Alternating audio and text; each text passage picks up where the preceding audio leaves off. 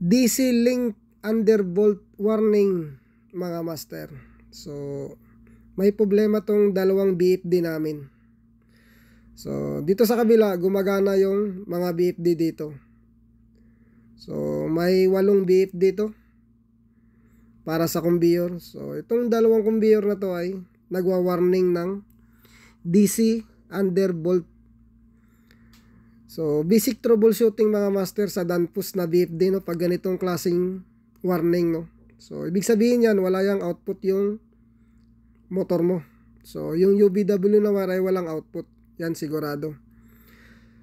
So pag ganitong klaseng problema mga master ay una yung gagawin ay i-check nyo yung line 1, line 2, line 3 yung input na AC na power supply. Dahil nga kadalasan talaga wala siyang input na AC na power supply, kaya nag-alarm siya ng DC link undervolts. So yun yung ibig sabihin ng alarm na yun.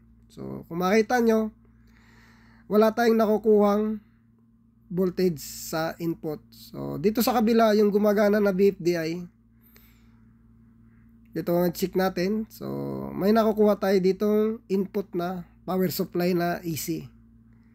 So pag nawalan ka ng power supply na AC mga master, so ganito ang kalalabasan ng BFD mo. So nag-alarm siya ng DC link undervolts. So dito sa contactor niya ay hindi nag-energize yung contactor. So kung makita yung dalawang contactor na yan ay hindi nag-energize yan. So pag ganyan ang posisyon ng contactor mo. So pag ganito naman ang posisyon ng contactor mo, nasa left side yung ano niya, yung parang pin niya. So gumagana yung contactor mo niyan. So ibig sabihin may signal yung contactor mo nag-energize. So dito sa kabila yung dalawang contactor na to ay hindi nag-energize dahil nga binablock yung signal ng PLC. So yung signal nito ay nanggagaling mismo sa PLC.